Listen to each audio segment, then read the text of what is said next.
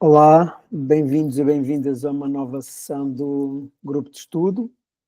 Vamos continuar a ler a partir do anexo onde estávamos na última sessão.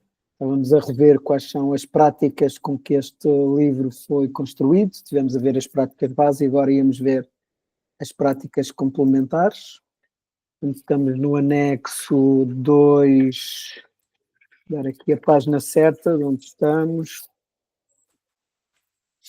Estamos no anexo 2A e na página 399. Práticas complementares. Permacultura. Permacultura, que significa cultura permanente, é um sistema de design de hortas, jardins e espaços naturais que nasceu na década de 1970, na Austrália, pelas mãos do Bill Mollison e do seu aluno David Holmgren. Aqui confirmar.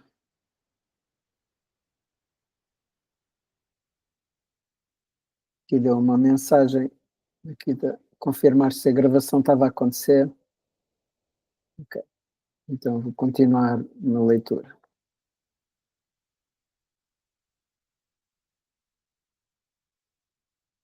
Inspirou-se na forma como as culturas indígenas integravam a natureza no seu modo de vida. É um sistema de design que imita a natureza e é baseado na observação.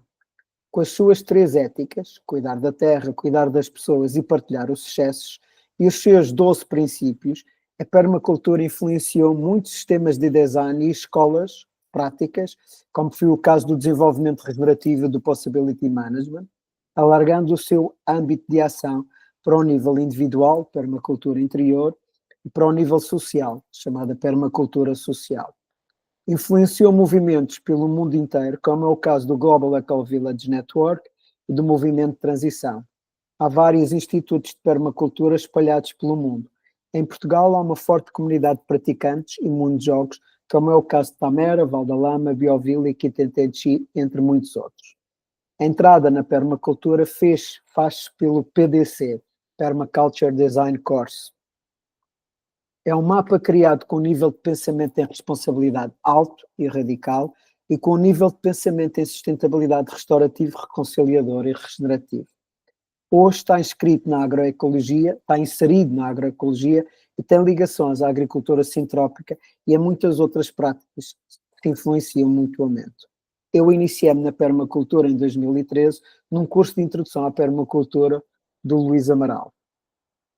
Ponho aqui o website do permaculture.org e faço referência ao treino base, que é o Permaculture Design Course. The Work That Reconnects, o trabalho que reconecta. Com raízes na ecologia profunda, no budismo e na teoria dos sistemas vivos, o The Work That Reconnects foi desenvolvido por Joanna Macy a partir da década de 1970. O seu princípio fundamental é que a dor que sentimos pelo estado do mundo não é um problema individual a ser reprimido, mas sim um sinal de interconexão profunda com a vida. A transformação ocorre quando reconhecemos essa dor, a trabalhamos conscientemente e a canalizamos para a ação regenerativa. O The Work That Reconnects propõe um processo experiencial em 4 fases. Gratidão, relembrar a beleza e a abundância da vida como base para a resiliência, honrar a dor pelo mundo, enfrentar os sentimentos de tristeza, raiva ou medo como parte essencial da jornada, mudar de perspectiva, seeing with new eyes, reconhecer a nossa interdependência com a Terra e a sua teia da vida e seguir em frente, going forward. Ativar o compromisso para a ação com propósito e regeneração. Reconhece que a crise ecológica e social é também uma crise de percepção e desconexão do humano com o vivo, com a natureza.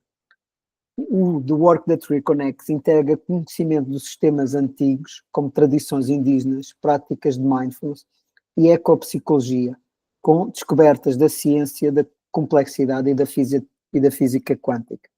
Entrei neste trabalho através do workshop facilitado pelo Cláudio Adobes e Filipa Simões em 2016, que fizeram o treino com a Joanna Macy e ofereceu no João Sem Medo. É um mapa criado com um nível de pensamento em responsabilidade radical e com um nível de pensamento em sustentabilidade regenerativo. O website é do Work That Reconnects. Macrobiótica. Com raízes no budismo zen, a macrobiótica, na sua versão moderna, foi estabelecida na década de 1930 pelos japoneses George Osawa e Michio Kuchi. O seu meme fundamental é que a alimentação cura através do equilíbrio das energias Yin e Yang. Promove uma alimentação à base de plantas, local, de época, biológica e com fermentados. Cuida da alimentação ao longo da vida e reconhece diferentes necessidades ao longo da vida, bem como de mulheres e homens. É um mundo-jogo de bem-estar, está aqui um erro, é um mundo-jogo de bem-estar e, nesse sentido, cuida da relação com o corpo físico, emocional, intelectual e energético, apresentando práticas alternativas de cuidar do corpo, exemplo Shiatsu, dos espaços, exemplo Feng Shui, de diagnóstico, como a leitura da íris, entre outros. Chegou a Portugal pelas mãos do Francisco Varatojo, que fundou o Instituto Macrobiótico em 1985 e trabalhou com Michio Kuchi em Boston desde 1977. A macrobiótica integra conhecimento dos sistemas antigos, como a medicina chinesa e a medicina ayurvédica, com a ciência contemporânea.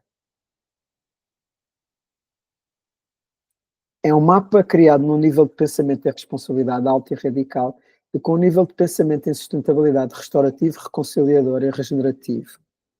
Eu iniciei-me na macrobiótica a partir de 2011 com o José Sotelinho e mais tarde com a Cristina David.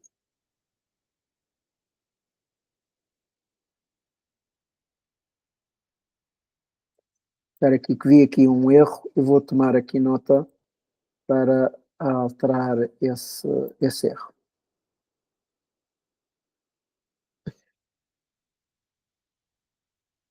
O website, estou aqui a mandar para o website do Instituto Macrobiótico, institutomacrobiótico.com, e o livro, o grande livro da macrobiótica do Francisco Varatojo. Eu não sei hoje se ainda há o curso da macrobiótica, mas no site do Instituto estará lá, a indicar.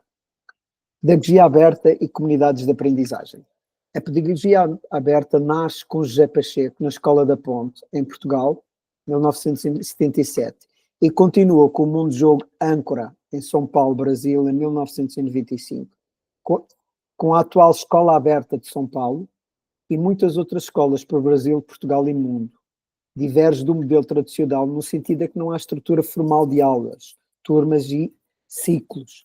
A aprendizagem é organizada e é alcançada através de projetos de interesse dos educandos que juntos procuram aprender através de trocas de saberes e fazeres mediados pelos educadores, pelas famílias e pela comunidade. A pedagogia aberta, outra forma de dizer no inglês é open learning, tem também como premissa a relação com o meio e o acesso a saberes locais, seus recursos e territórios. São considerados como espaços de aprendizagem os equipamentos públicos do entorno, como os equipamentos culturais, socioambientais, desportivos e de segurança pública, entre outros, pois permitem incorporar os saberes das crianças aos saberes locais, pois permitem incorporar os saberes das crianças aos saberes locais, favorecendo assim outros modos de aprender. O nosso objetivo maior é que os alunos aprendam a aprender, sejam livres e abertos a gostar do conhecimento. Estrutura-se em torno da pergunta: o que é que eu quero aprender hoje? O trabalho de José Pacheco está assente no trabalho de muitos outros pedagogos do Sul, como Paulo Freire e Agostinho da Silva. O modelo finlandês tem muitas pontes com a pedagogia aberta. O movimento está a crescer em Portugal. É um mapa criado com nível de pensamento em responsabilidade alta e radical e com nível de pensamento em sustentabilidade restaurativo, reconciliador e regenerativo. Eu iniciei-me na aprendizagem aberta em 2023 com uma formação realizada no âmbito da Vila Escola Sustentável, pela Escola Aberta de São Paulo. Quando fiz o treino, parecia que estava a aprender o Possibility Management para as crianças, para a aprendizagem das crianças. O website é o oplschool.com.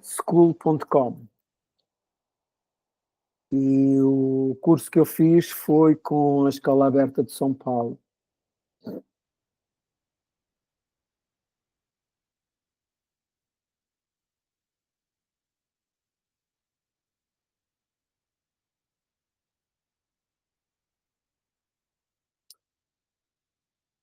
Este foi, de facto, uma grande descoberta, esta pedagogia aberta e o que ela provoca no sistema educativo.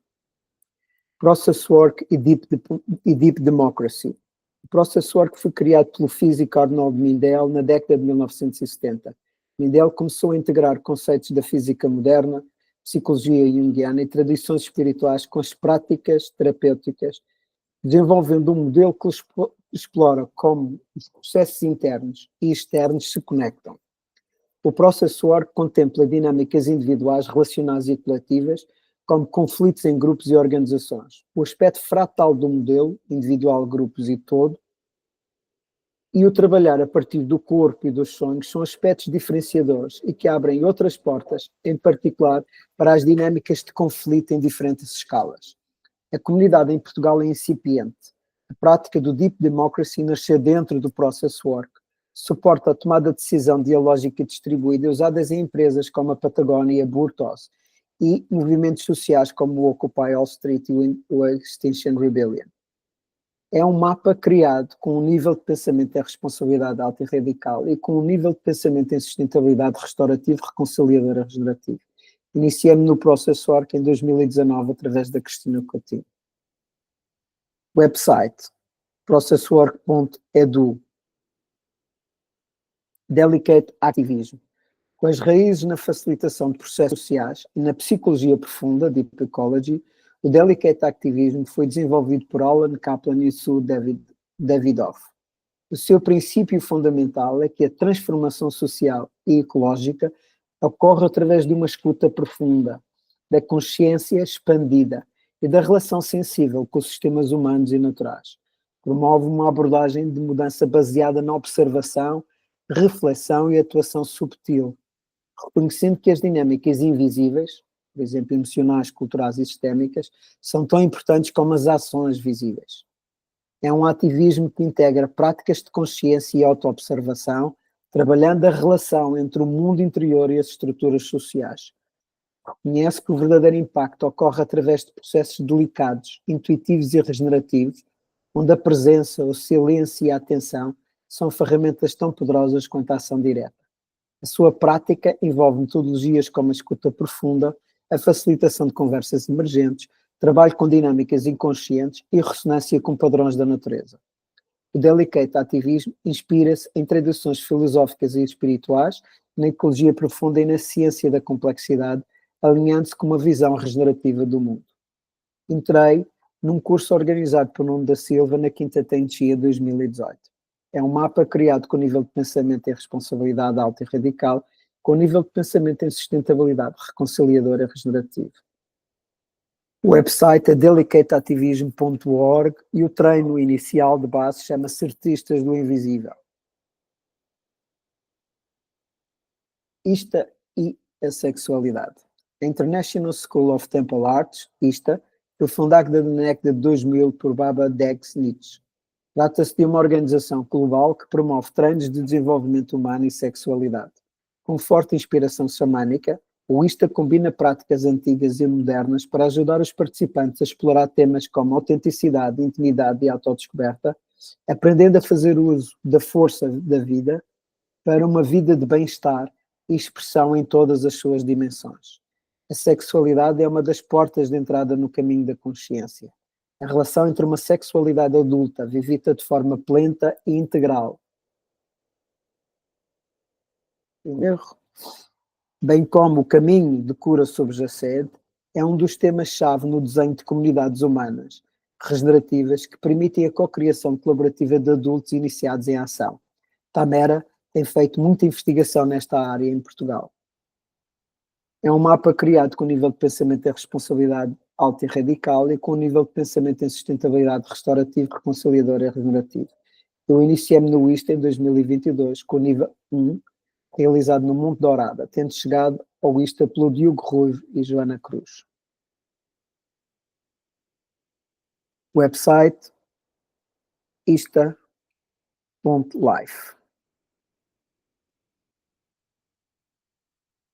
Art of Hosting e a participação e colaboração. É uma das mais antigas comunidades de participação e colaboração do mundo. Foi iniciado pelo dinamarquês Stockmuller et al. No início da década de 2000. Combina abordagens como o World Café, o Council, Open Space Technology, Inquérito Apreciativo, Dragon Dreaming, entre outras, criando uma estrutura para facilitar conversas significativas e importantes que permitem navegar na inteligência coletiva e em comunidades e organizações. Foram realizados 2 Art of Hostings em Portugal e há uma comunidade crescente, da qual destaco a Negissa Rodrigo da Costa. É um mapa criado com um nível de pensamento da responsabilidade adulto e alto e com um nível de pensamento em sustentabilidade sustentável, restaurativa e reconciliador. Eu iniciei-me no Art of Hosting em 2018 através da Alexandra Rentroia. O website é artofhosting.org. Sociocracia 3.0. A Sociocracia 3.0, S3, foi criada em 2014 por Bernard Boschelibin e James Priest, com contribuições da Liliana David. É uma evolução das práticas sociocráticas tradicionais, incorporando elementos da metodologia ágil, práticas colaborativas e princípios de desenvolvimento organizacional. É a prática para governança colaborativa, para tomada de decisões e evolução organizacional. Pode ser aplicada em diferentes escalas dentro da organização e não pressupõe uma adoção global. Podemos começar com um padrão, exemplo, as propostas, numa equipa. Distingue-se das anteriores por considerar a atenção um fator criativo e introduzir a tomada de decisão por consentimento. Em Portugal, há uma comunidade crescente de praticantes, do qual destaca a Xana Pitera e o Hugo Lopes. Iniciei-me na Sociocracia 3.0 na Biovila, com o James Priest e com a Liliana David, através de Diogo Cordeiro em 2016. Este foi um formato que o Diogo organizou nesta altura na Biovila. O website é sociocracy30.org. Effectuation.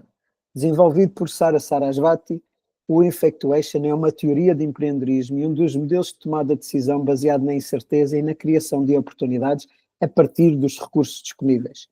Em vez de seguir um plano fixo, os empreendedores utilizam uma abordagem iterativa, experimentando e adaptando-se conforme avançam. O modelo baseia-se em 5 princípios. Pássaro na mão, começa com o que tu tens. Perda aceitável, limitar os riscos. Cocriação, parcerias estratégicas. Limonada, transformar imprevistos em oportunidades.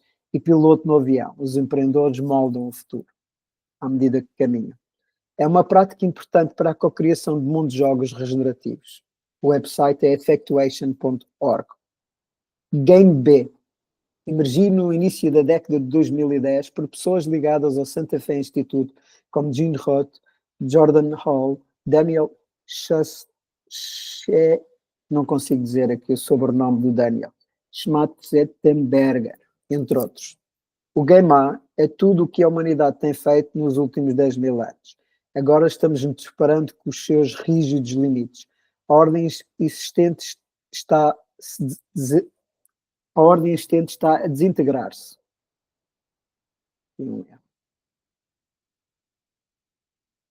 Desintegra.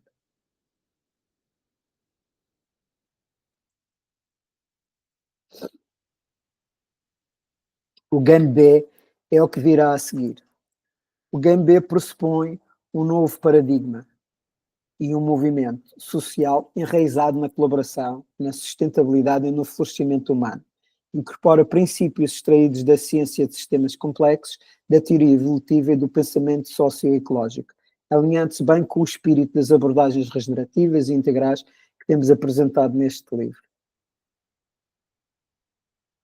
A saber, florescimento humano, transição da competição para a colaboração, antifragilidade e resiliência, alinhamento com o processo evolutivo, culturas responsáveis e regenerativas, descentralização e governança distribuída, e evitar dinâmicas de rivais e promover ganhando acontecer. Ganhando acontecendo. Que vem do Possibility Management, do inglês Winning Happening.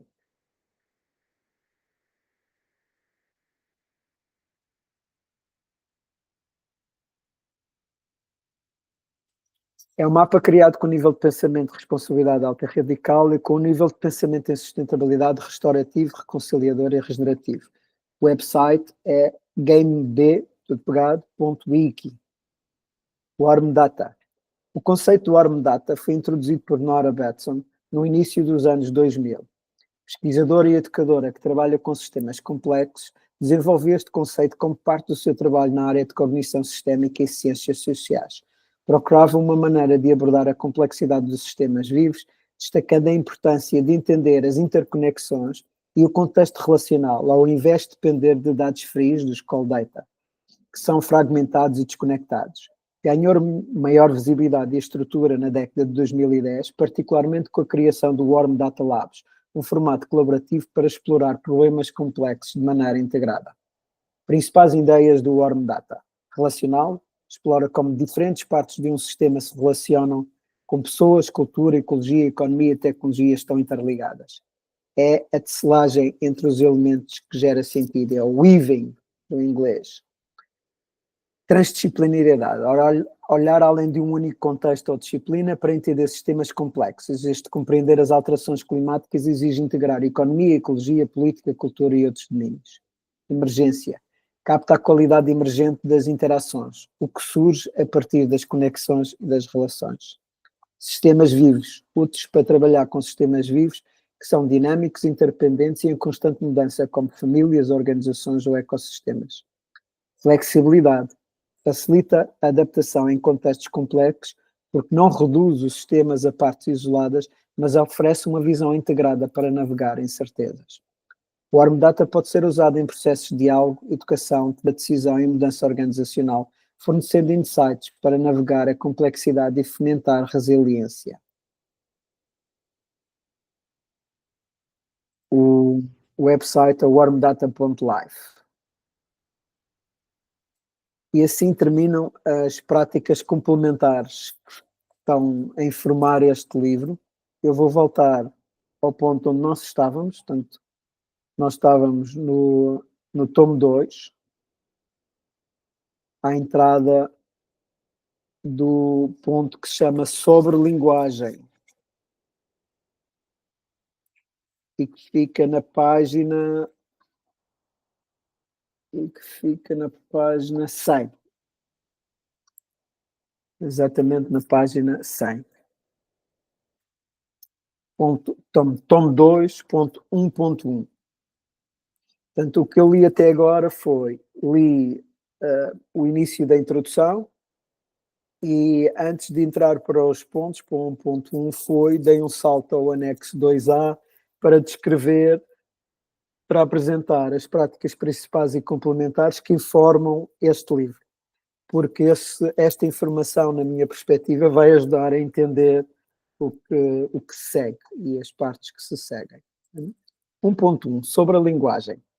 Cada palavra que usamos, cada conceito, cada construto foi novo num determinado tempo. Com a linguagem, em particular com o poder da declaração, criamos mundo, possibilidades, realidades. Eu declaro-vos marido e mulher, por exemplo. Uma aventura no novo território implica que vamos encontrar o novo e vamos precisar de usar novas palavras, conceitos, construtos. No início dos anos 90, poucas pessoas usavam hardware, software, e-mail, internet, banca na internet, compras online e tantas outras palavras. Hoje é cotidiano. E um erro. Cotidiano.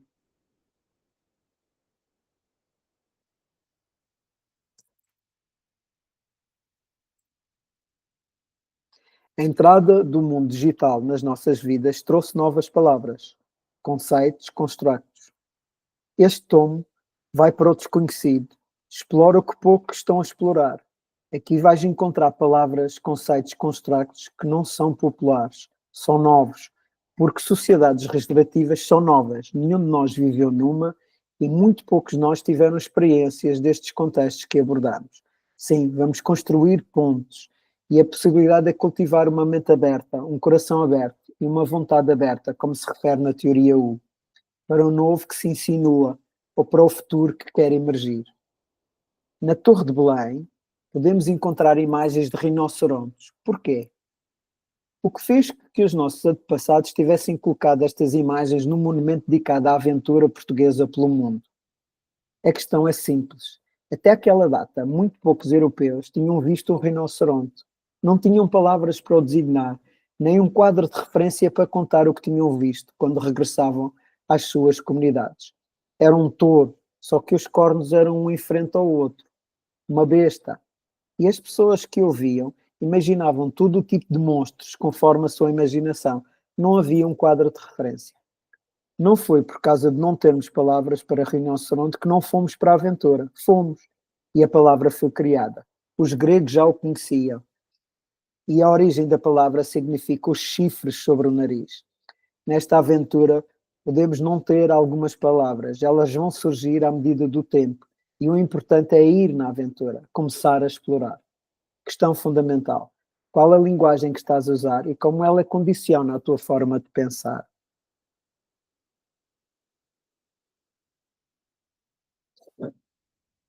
Um exemplo, quero-vos dar um exemplo disto. Por exemplo, se eu uso a palavra startup ou empreendedorismo, imediatamente eu estou a convocar um quadro de referência. Estou a convocar mapas mentais, estou a convocar modelos, estou a convocar pressupostos.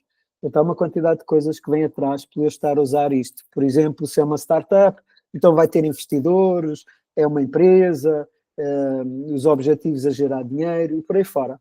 Então, estão a ver. Muito provavelmente vai-se pensar em que são coisas de natureza tecnológica, seja da tecnologia de internet, seja da tecnologia médica ou biomédica, por aí fora. Vamos associar a este tipo de quadros de referência, não é?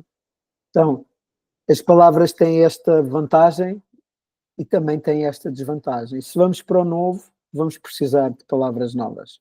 Portanto, esta pergunta é uma pergunta muito interessante. Qual a linguagem que estás a usar e como ela condiciona a tua forma de pensar? Ir para as sociedades regenerativas é ir para o novo. Portanto, temos de estar conscientes do que é que nos está a limitar a ir para esse novo. Ponto 1.2, sobre mapas de pensamento. Os mapas de pensamento são estruturas magnéticas que usamos para nos relacionar com o mundo. Nós não nos relacionamos com o mundo como ele é, relacionamos com os mapas mentais que temos do mundo. Esta é uma distinção do Possibility Manager. MEM é a instrução principal do pensamento. Aqui é uma analogia com o gene é a instrução principal do nosso sistema biológico.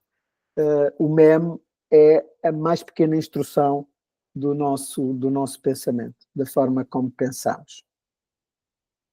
Um mapa muito famoso e muito usado é o mapa da Terra plana.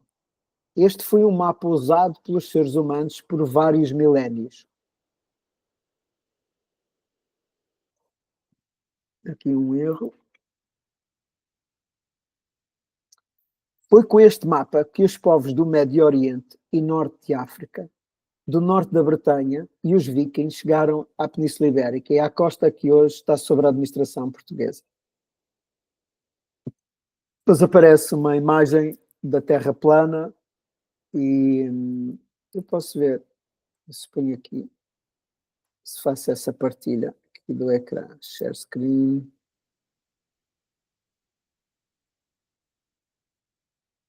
Ecrã.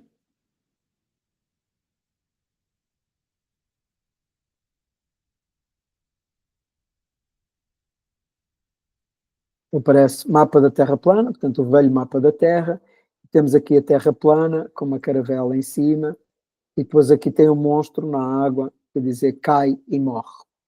E diz em baixo mapa da Terra plana a partir do Possibility Management.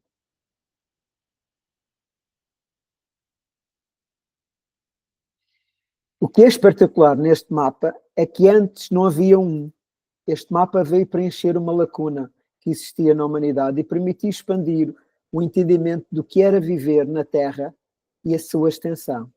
Uma questão que emerge deste mapa, como era plano e finito, o que acontecia quando chegávamos ao limite da Terra? Caíamos e morríamos. Com este mapa, quem queria arriscar ir por mar dentro? Platão falava do Finisterra, referindo-se ao cabo especial, o fim da Terra. Era aqui no cabo especial que caíamos e morremos. Eu não duvido que seja no cair do cabo especial morre. Como foi possível chegar a este mapa? Com muita experimentação de muitas pessoas, de muitos povos que navegaram nas linhas de costa, usando as estrelas e foram arriscando, às vezes forçados por tempestades ou perigos, como os piratas, e conhecendo um pouco mais. Há cerca de 500 anos nasceu um outro mapa, o mapa da Terra Redonda.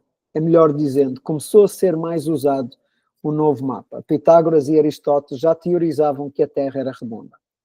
Este mapa, que funda toda a nossa modernidade e molda as culturas modernas, tem um elemento fundamental. Se navegarmos a Terra, nunca caímos. Não morremos. Fernão de Magalhães provou isso mesmo há 500 anos com a sua primeira volta ao mundo. É um livre trânsito para explorar os oceanos e o que está para além deles. Nos últimos 500 anos, na Europa, quase todos os povos saíram, oceano fora, para conhecer e explorar o novo, com tudo o que isso nos trouxe. Este novo mapa permite novas possibilidades, novas descobertas, novas aventuras. A história dos descobrimentos portugueses está cheia destas aventuras e até tem os monstros como o Adamastor. Estas aventuras foram imortalizadas na obra-prima da literatura mundial e da língua portuguesa, Os Lusíadas, de Luís de Camões. Sem este mapa não seria possível, ou seria mais difícil, termos satélites, GPS, aviões com viagens intercontinentais, internet, telemóveis e tantas outras inovações. A partilha de informação e de culturas foi amplificada com o mapa da Terra Redonda. Vou novamente partilhar aqui um ecrã para vermos o mapa.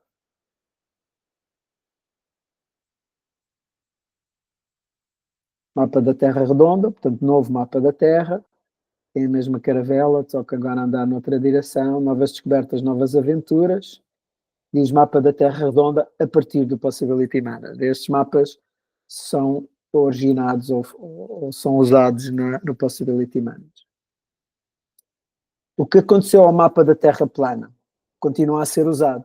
Cada vez que usamos um mapa em papel, estamos a usar o mapa da Terra plana. Cada vez que se constrói uma estrada, os topógrafos usam o mapa da Terra plana. Ele continua a se aplicar porque as distâncias são pequenas e a curvatura da Terra tem medida nula nestas distâncias. Ou seja, não é porque apareceu um novo mapa que deitamos o outro fora. Usamos cada um dos mapas nos seus contextos apropriados. E de onde veio este mapa da Terra Redonda? De muita experimentação, de muitas pessoas, de muitos povos que navegaram para além das linhas de costa e usando as estrelas foram arriscando, às vezes forçados por tempestades ou perigos como os piratas, e conhecendo um pouco mais. Alguns por medições indiretas, como Seneca, foi o primeiro a medir a curvatura da Terra, ou a observação das estrelas e corpos celestes, e contudo roda. Qual será o próximo mapa da Terra? Não sei. Talvez o mapa de James Lovelock, introduzi com a hipótese de Gaia, mapa da Terra viva, e vão surgir da mesma forma e método que os mapas anteriores, por experimentação continuada, por aprendizagem rápida, de tentar algo, escutar o feedback e depois mudar algo e tentar de novo.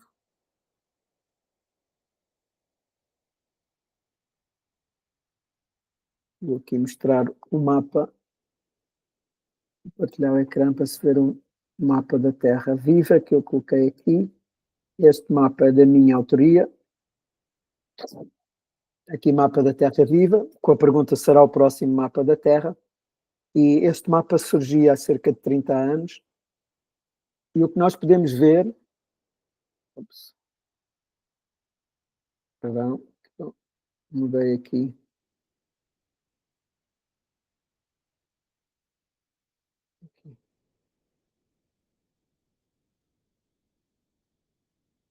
E o que nós podemos ver neste mapa, portanto, ele tem, diz mapa da Terra viva, próximo mapa da Terra, e depois aqui estão as interações, estão aqui várias coisas, alterações climáticas, mar-terra, ciclo lunar, campo eletromagnético, portanto, este mapa permitiu nós começarmos a entender tudo isto, todas estas dimensões que antes não eram visíveis. O facto de considerarmos a Terra como um sistema vivo trouxe-nos novas informações e estamos a conseguir lidar com aquilo com aquilo que a Terra é, de uma forma completamente diferente do que o mapa da Terra plana ou o mapa da Terra redonda. Provavelmente é este, portanto, estamos claramente na fase da humanidade em que estamos a experimentar se este mapa nos ajuda ou não a entender a Terra de uma forma diferente. Uma pergunta se coloca neste momento. O que aconteceu à Terra quando o mapa da Terra era plano? E quando era redondo? Nada. A Terra não mudou. O mapa que usamos para nos relacionar com a Terra é que mudou. Nós não nos relacionamos com a Terra como ela é. Nós relacionamos com a Terra de acordo com o mapa que temos da Terra. Esta distinção que vem do Possibility Management é fundamental para percebermos o trabalho que temos pela frente. Nós não nos relacionamos com o mundo como ele é. Relacionamos com os mapas mentais que temos do mundo. Que mapas criaram as culturas modernas? E que mapas necessitamos para co-criar culturas responsáveis e regenerativas, para termos sociedades regenerativas? Vamos explorar isto nos próximos capítulos. Questão fundamental. Quais são os mapas de pensamento que estão a ser utilizados em cada mundo-jogo? Ponto 1.3. Sobre novos resultados. Se a relação que temos com o mundo é através dos mapas mentais, como podemos gerar novos resultados? O framework do iceberg, usado no pensamento sistémico e presente na teoria 1, indica-nos que o que está a acontecer agora, os eventos que observamos, resultam de padrões que acontecem ao longo do tempo e que, por sua vez, resultam de estruturas, o que influencia esses padrões, que dependem de modelos mentais que usamos, valores, crenças, por exemplo. Portanto, eventos é o que está a acontecer agora, a ponta do iceberg, os padrões é o que está a acontecer ao longo do tempo, quais as tendências, as estruturas, o que influencia esses padrões e quais as ligações entre eles, e os modelos mentais, valores, crenças, associações montam esses sistemas. As alterações climáticas que vemos acontecer resultam de padrões como a posição do anticiclone dos Açores, que mudou nos últimos anos e que está ligada às correntes atlânticas, ou aquecimento e acidificação dos oceanos, que, por sua vez, resultam da libertação de CO2 para a atmosfera, da diminuição de biodiversidade, que resultam dos comportamentos humanos que estão baseados em mapas como a Terra é um recurso para ser usado pelos seres humanos. Os recursos da Terra são infinitos. O desenvolvimento acontece com o crescimento económico e por aí fora. Outros tipos de mapas. O que não vemos e que está logo abaixo é o que acontece em padrões. Aqui um erro. É o que é que o que não vemos e está logo abaixo é o que acontece em padrões que se repetem. Portanto, o que não vemos e está logo abaixo é o que acontece em padrões que se repetem no tempo, o que está a acontecer ao longo do tempo e que tendências observamos. Com o entendimento dos padrões podemos antecipar e planear algo que pode ou vai acontecer. Percebemos que estes incêndios resultam das alterações climáticas e que acontecem pois as temperaturas estão mais altas, em particular nos períodos mais quentes. Podemos avisar as populações, sensibilizar os comportamentos que diminuam o risco de incêndio, comprar mais meios de combate aos fogos, por aí fora. Os padrões são resultados de estruturas, o que está a influenciar estes padrões e como estes padrões interagem. Ao nível das estruturas é possível desenhar e introduzir a dimensão intencional. Neste nível podemos encontrar medidas florestais para evitar a propagação dos fogos e aumentar a umidade dos solos. Podemos reduzir as monoculturas e adotar espécies que travam o fogo.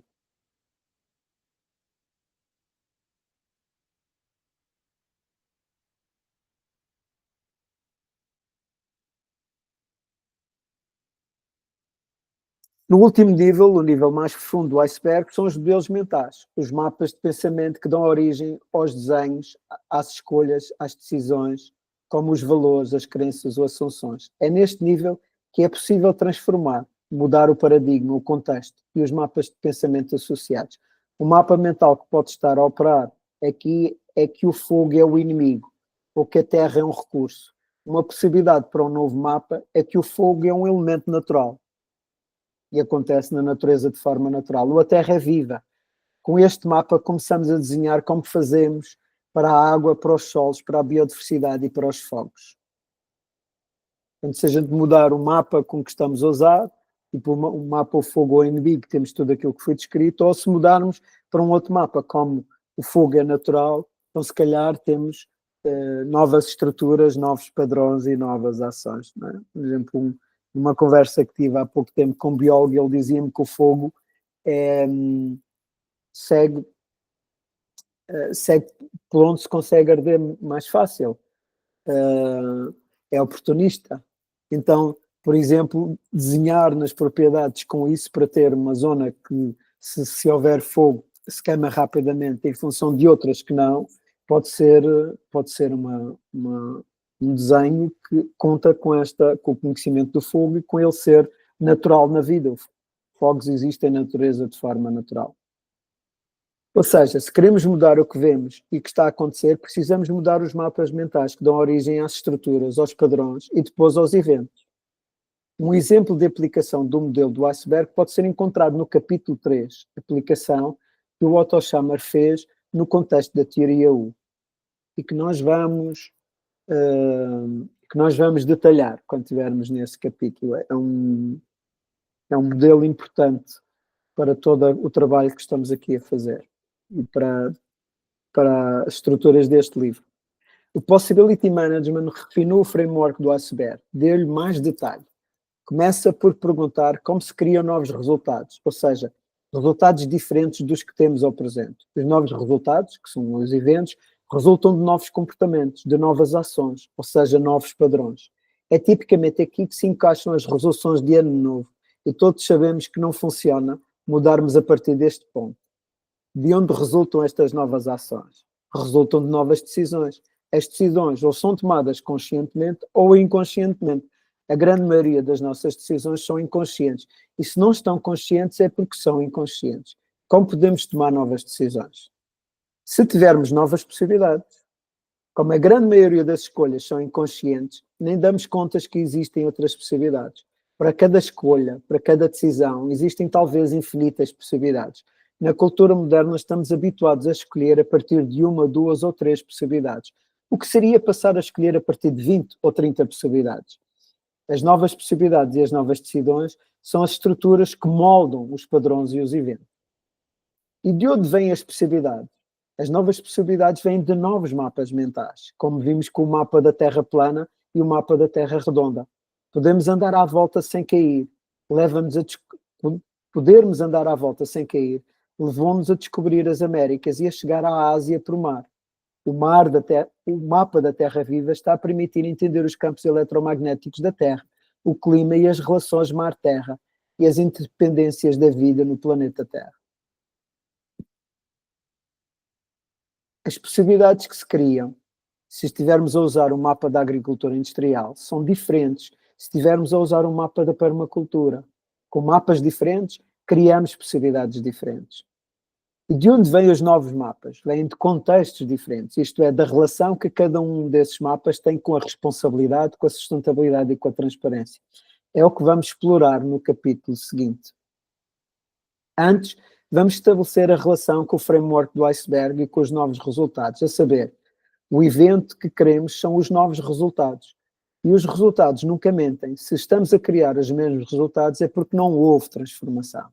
Para isso precisamos de novos padrões, ou seja, novos comportamentos, novas ações, que resultam de novas decisões. Porque temos novas possibilidades, as estruturas mudam. E é o contexto que cria os novos mapas de pensamento. Contexto e mapas de pensamento são os modelos mentais. A transformação só acontece quando mudamos o contexto e os mapas de pensamento, ou seja, os modelos mentais. E eu vou pôr aqui, vou partilhar para vermos aqui a figura do iceberg, do framework do iceberg.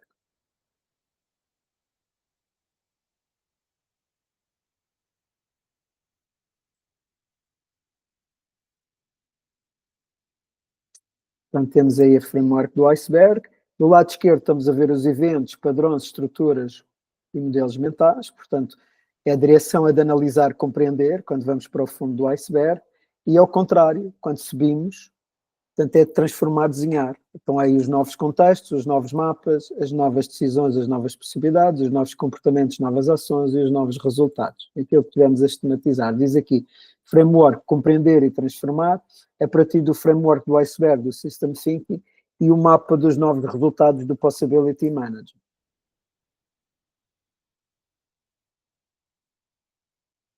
Vou terminar aqui. Me diz, este livro trabalha o nível. Tem aqui um salto que não era suposto. O que foi?